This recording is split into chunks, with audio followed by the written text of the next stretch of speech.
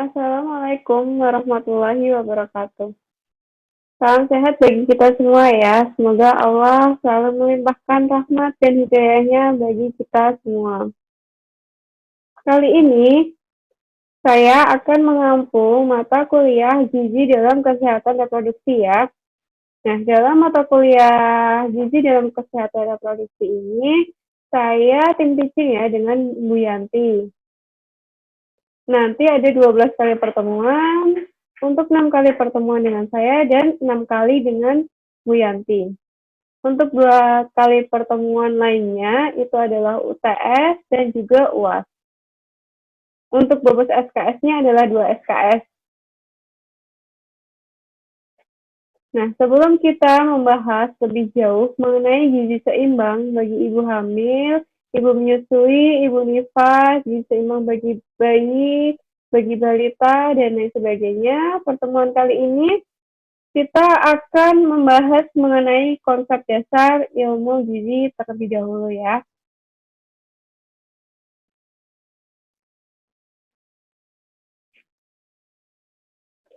Nah, dalam konsep dasar ilmu gizi ini kita akan membahas mengenai yang pertama pengertian gizi, apa itu gizi, kemudian yang kedua sejarah, perkembangan ilmu gizi, perkembangan di luar Indonesia maupun di Indonesia, bagaimana nanti kita akan bahas. Kemudian yang ketiga adalah pengelompokan zat gizi menurut kebutuhan, dan yang keempat adalah penyebab dari gangguan-gangguan gizi. Nah, pengertian gizi awal mulanya itu adalah berasal dari bahasa Arab, yaitu al-giza, yang artinya adalah makanan yang bermanfaat atau sari makanan atau zat makanan. Jadi, ilmu gizi atau nutritional science itu adalah ilmu yang mempelajari hubungan antara makanan dan kesehatan. Termasuk diantaranya itu adalah kesehatan reproduksi. Sedangkan zat gizi atau nutrients itu adalah ikatan kimia yang diperlukan tubuh untuk melakukan fungsinya, yaitu menghasilkan energi, membangun dan memelihara jaringan, serta mengatur proses-proses kehidupan. Kemudian, status gizi itu adalah keadaan tubuh sebagai akibat dari konsumsi makanan dan zat-zat gizi lainnya. Jadi, zat gizi itu sangat diperlukan ya untuk ibu hamil. Nah, ibu hamil ini zat gizi yang ada dalam tubuhnya itu digunakan untuk pertumbuhan dan perkembangan janin. Kemudian digunakan juga untuk pertambahan besarnya organ kandungan dan proses metabolisme tubuh ibu. Jadi, kalau pada ibu hamil kekurangan gizi, maka pertumbuhan janin akan menjadi tidak sempurna. Nah, kemudian untuk perempuan, sekarang juga ya banyak anak-anak SD yang sudah mengalami menstruasi dini. Nah, salah satu penyebabnya itu adalah dari pola makan anak tersebut ya. Sehingga bagi orang tua yang mempunyai anak dengan yang sudah mengalami menstruasi dini, orang tua tersebut harus lebih memperhatikan anaknya ya. Karena anak tersebut yang mengalami menstruasi dini itu zat gizinya kurang, pola makannya salah ya. Karena anak yang mengalami menstruasi dini itu akan lebih cepat dalam mengalami masa menopausnya. Padahal masa menopause ini adalah menjadi momok bagi seorang wanita. Nah, untuk definisi kebutuhan gizi atau nutrient requirement itu adalah banyaknya zat gizi minimal yang diperlukan oleh masing-masing individu. Jadi, kebutuhan gizi setiap orang itu berbeda-beda ya, tergantung dengan tingkat kebutuhan mereka. Misalkan, pada wanita hamil dengan wanita yang sedang tidak hamil, kebutuhan gizinya pasti akan berbeda ya. Seorang laki-laki yang bekerja di dalam kantor dan yang bekerja di lapangan, pasti juga kebutuhan gizinya akan jauh berbeda. Kalau kecukupan gizi atau dietary allowance itu adalah banyaknya masing-masing zat gizi yang harus terpenuhi dari makanan yang mencakup hampir semua orang sehat. Jadi, jika seseorang ingin dirinya selalu dalam keadaan sehat, maka dia harus memenuhi kecukupan gizinya agar dia tidak mudah terserang penyakit karena kekurangan gizi, sehingga imunitasnya menjadi menurun. Nah, untuk klasifikasi gizi itu sendiri ada 3 ya, yaitu gizi baik, gizi kurang, dan gizi lebih. Untuk gizi baik, itu adalah suatu kondisi di mana semua jaringan tubuh dalam keadaan penuh oleh semua zat gizi. Jadi, zat gizi dalam tubuh dalam keadaan yang seimbang ya, tidak lebih dan juga tidak kurang. Untuk gizi kurang, itu adalah keadaan patologik yang disebabkan karena keadaan yang tidak cukup makan, sehingga energi dan zat gizi yang masuk ke dalam tubuh itu kurang dari yang diperlukan oleh tubuh untuk waktu yang lama. Kondisi patologi itu berarti kondisi yang tidak sehat ya. Kemudian untuk gizi lebih itu adalah keadaan patologis juga ya, yang disebabkan oleh kebanyakan makan, sehingga energi dan zat gizi yang masuk itu lebih banyak dari yang diperlukan oleh tubuh untuk jangka waktu yang panjang. Jadi apabila seseorang itu kekurangan gizi atau kelebihan gizi itu tidak baik ya untuk kesehatan kita. Sehingga yang dibutuhkan tubuh itu adalah gizi yang baik, gizi yang cukup.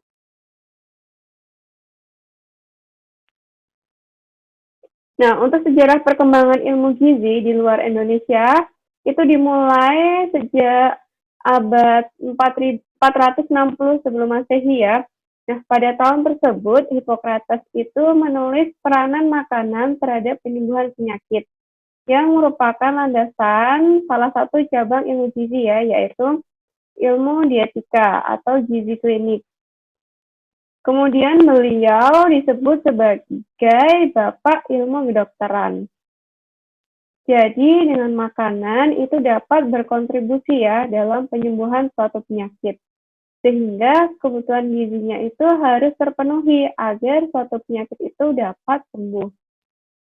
Kemudian pada abad ke-16, Carnora dan Francis Bacon menyatakan makanan yang diatur dengan baik itu dapat memperpanjang umur seseorang. Kemudian setelah abad ke-16, berkembanglah doktrin hubungan makanan dengan panjang umur. Kemudian pada tahun 1697, dalam perjalanan Vasco da Gama itu kehilangan 0,5 awak kapalnya ya ABK dalam perjalanannya ke Indonesia akibat dari skorbut atau sariawan. Namun pada abad ke-20 baru diketahui bahwa hal tersebut itu dikarenakan kekurangan vitamin C.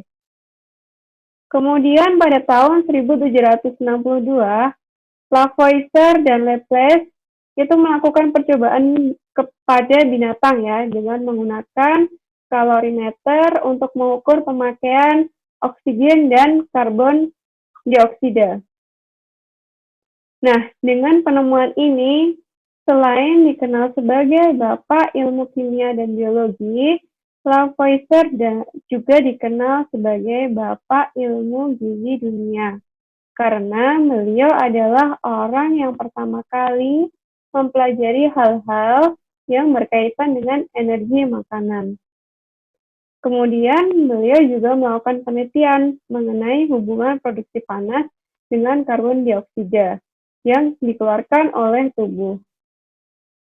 Kemudian, beliau mengukur penggunaan oksigen dalam tubuh dalam keadaan istirahat ya, dan puasa sebagai dasar metabolisme basal. Kemudian pada tahun 1868, Atwater yang dikenal sebagai Bapak Ilmu Gizi Amerika itu adalah orang yang pertama kali mendapatkan perbedaan dari berbagai macam zat gizi ya dalam bahan makanan, yaitu karbohidrat, lemak, dan juga protein. Nah, Atwater ini dikenal sebagai perumus angka faktor 4:4:9, yaitu angka tersebut itu adalah angka konversi perhitungan energi dari karbohidrat, protein, dan juga lemak.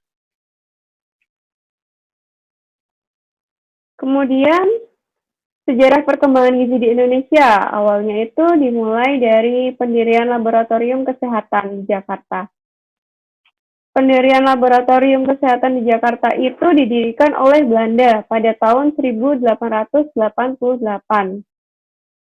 Nah, dari laboratorium tersebut, Eichmann itu menemukan petunjuk adanya hubungan antara gejala beri-beri pada ayam dengan beras giling. Nah, dia itu menemukan selaput luar beras itu mengandung zat mencegah dan zat untuk menyembuhkan beri-beri. Kemudian dari petunjuk tersebut, Johnson dan Donat itu menemukan kristal vitamin B atau tiamin ya pada tahun 1926.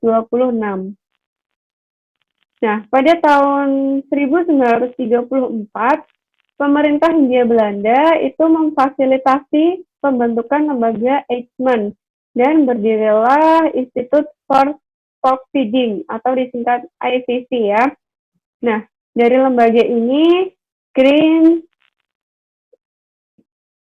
Vanderman, Johnson, Donat, dan Van Ven itu melakukan penelitian perintisan penemuan vitamin. Kemudian pada tahun 1950, ICC itu berubah menjadi lembaga makanan rakyat. Nah, Profesor Porifol itu dinobatkan sebagai Bapak Gizi Indonesia atas penyuluhan dan penelitiannya mengenai gizi. Kemudian pada tahun 1980, Dr. Tarwocol dan kawan-kawan itu meneliti mengenai hubungan kekurangan vitamin A ya dengan resiko kehamilan balita di Aceh dan Jawa Barat. Nah, penelitian ini terbukti dengan pemberian suplemen kapsul vitamin A dosis tinggi ya, yaitu sebesar 200.000 international unit.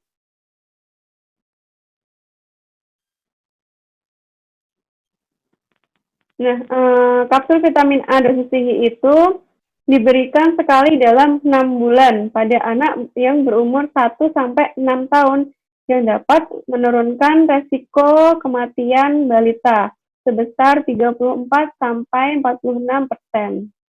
Nah, jika pembuktian penelitian ini dapat diterima oleh pakar gizi, maka Indonesia tercatat telah 2 kali ya berperan dalam perkembangan ilmu gizi dunia. Nah, untuk macam-macam zat gizi itu dibedakan menjadi 2 ya, ada makro dan mikro. Untuk makro itu terdiri dari karbohidrat, lemak, dan protein. Untuk karbohidrat dan protein ini bermanfaat sebagai zat pembakar, karena zat gizi tersebut itu memberikan energi ya bagi tubuh. Contohnya seperti kentang, gandum, tepung-tepungan, atau dan juga umbi-umbian. Kemudian untuk protein itu berguna untuk pertumbuhan dan pemeliharaan jaringan. Sedangkan untuk zat gizi mikronya itu terdiri dari vitamin dan juga mineral ya, yang berfungsi dalam pertumbuhan dan pemeliharaan jaringan.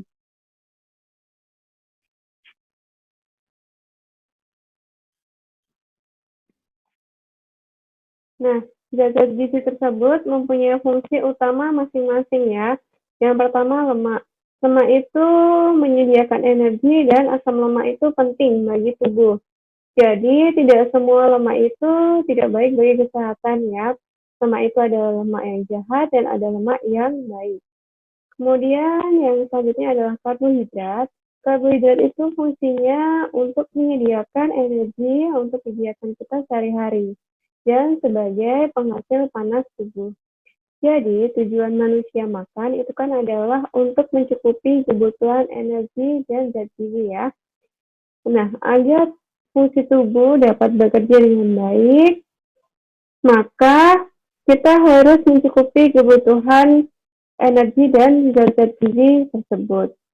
Semakin berat pekerjaan seseorang atau semakin berat aktivitas seseorang, maka karbohidrat yang dibutuhkan oleh orang tersebut itu akan semakin meningkat, akan semakin tinggi ya. Kemudian protein. Protein fungsinya untuk memberikan bahan untuk pertumbuhan, pembentukan, dan pemeliharaan jaringan. Kemudian air fungsinya untuk menyediakan cairan tubuh dan sebagai regulator ya, sebagai pengatur suhu tubuh seseorang. Kemudian fungsi dari vitamin itu adalah untuk mengatur proses metabolisme tubuh. Nah, walaupun jumlah vitamin itu sangat kecil, tetapi tubuh kita memerlukan vitamin ya untuk pemeliharaan kesehatan dan pertumbuhan tubuh kita. Jadi, agar tubuh itu tidak kekurangan vitamin, maka kita harus mengkonsumsi makanan yang bervariasi. Tidak monoton itu saja. Harus berganti-ganti menu. Kemudian mineral. Mineral itu membantu dalam pembentukan jaringan tubuh dan proses metabolisme. Nah, untuk macam-macam vitaminnya itu ada vitamin A, yang nama kimianya adalah asterosol, kemudian vitamin D atau tiamin, vitamin B2 atau riboflavin, vitamin B6 atau pyridoxine, niacin asam nikotinat, asam pantotenat, nama kimianya adalah asam pantotenat, kemudian zatnya juga sama. Untuk asam folin itu nama kimianya adalah asam stearoglutamate, kemudian vitamin B12, nama kimianya adalah kobalamin, vitamin C adalah asam ascorbat, vitamin D adalah calciferol, vitamin E adalah tocopherol, dan vitamin K adalah siloxanol. Nah, vitamin B1 sampai vitamin B12 itu biasa disebut dengan vitamin B kompleks ya, karena terdiri dari berbagai macam vitamin B. Nah, dengan begitu pentingnya zat gizi bagi tubuh kita, maka tubuh kita harus mendapatkan suplai gizi yang seimbang. Kalau zat gizi tersebut tidak dipenuhi, maka akan menyebabkan berbagai faktor. Nah, faktornya itu ada faktor primer dan faktor sekunder. Untuk faktor primernya, yaitu kurangnya penyediaan pangan, kurang baiknya distribusi pangan, kemiskinan juga ya, lagi-lagi menjadi faktor penyebab terjadinya gangguan gizi. Kemudian ketidaktahuan kita terhadap fungsi-fungsi dari zat gizi dan zat gizi apa saja yang tubuh kita perlukan itu juga menjadi salah satu faktor primer ya terjadinya gangguan gizi. Dan juga kebiasaan makan yang salah juga akan menyebabkan gangguan gizi. Misalkan setelah makan sayur, kemudian kita minum menggunakan teh atau susu atau kopi, sehingga menyebabkan kandungan Fe dalam sayur tersebut itu tidak terserap tubuh dengan baik ya, karena Fe itu larut dalam vitamin C. Jadi sebaiknya setelah kita makan makanan yang mengandung Fe, itu kita harus minum dengan air putih ya, atau yang lebih baik lagi adalah air jeruk. Kemudian untuk faktor sekundernya, yaitu yang pertama adalah gizi yang tidak baik, kemudian kelainan struktur saluran pencernaan, dan kekurangan enzim. Nah, hal-hal tersebut itu dapat menjadi penyebab terjadinya gangguan gizi, karena zat gizi tidak dapat terserap dengan baik dalam tubuh kita. Nah, akibatnya apabila seseorang kekurangan gizi, itu adalah yang pertama akan berakibat pada pertumbuhannya. Pada anak-anak itu tidak tumbuh menurut potensialnya ya, atau tidak tumbuh sesuai dengan kemampuan tubuhnya. Jadi yang seharusnya dapat tumbuh secara optimal menjadi tidak optimal ya karena kekurangan gizi tersebut. Kemudian anak-anak dari tingkat sosial ekonomi menengah ke atas juga rata-rata akan lebih tinggi ya daripada sosial ekonomi rendah. Kemudian akibatnya pada produksi tenaga itu kekurangan gizi yang berasal dari makanan akan menyebabkan seseorang ya kekurangan tenaga untuk bergerak, untuk bekerja, untuk beraktivitas. Jadi produksi tenaganya kurang. Kemudian yang terakhir adalah pertahanan tubuh. Akibatnya terhadap pertahanan tubuh juga akan menurun ya kalau kekurangan gizi. Nah, daya tahan tubuh terhadap tekanan atas stres itu akan menurun. Kemudian sistem imunitas dan antibodi tubuh itu akan berkurang ya, sehingga orang akan mudah terserang penyakit. Nah, seperti yang kita tahu ya, sumber imunitas yang alami yang dapat kita dapatkan itu adalah sinar matahari ya. Sinar matahari pada pukul 10 itu mengandung ultraviolet D ya, yang dapat meningkatkan imunitas tubuh atau antibodi kita akan menjadi meningkat. Nah, oleh karena itu, dengan adanya wabah COVID-19 ini, kita dianjurkan untuk sering-sering berjemur ya pada pukul 10. Jangan berjemur di bawah jam 10 ya, karena yang dipancarkan oleh sinar matahari tersebut adalah UVA. Ya, UVA ini mempunyai gelombang panjang ya yang dapat menyebabkan kanker kulit dan juga keriput. Oleh karena itu, apa yang sudah diciptakan Allah Subhanahu wa taala itu pergunakanlah dengan sebaik-baiknya.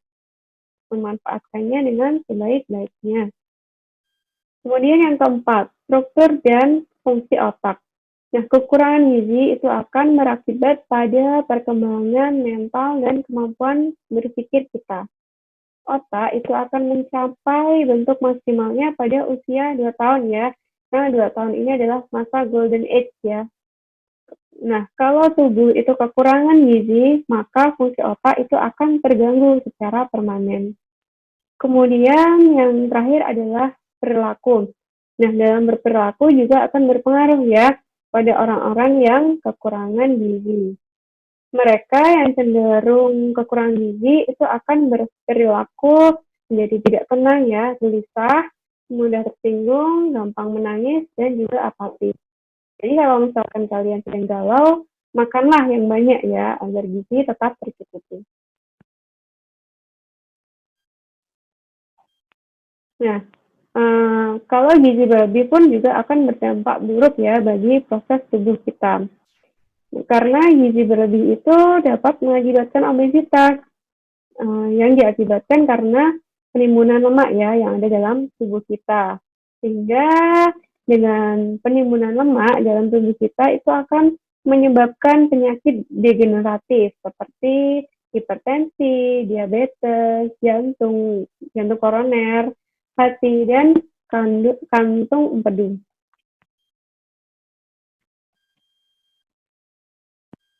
Nah, sekian yang dapat saya sampaikan mengenai konsep dasar gizi ya.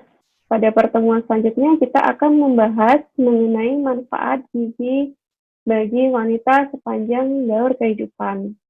Nah, nanti yang kita akan pelajari lebih banyak lagi fungsi-fungsi dari zat gizi.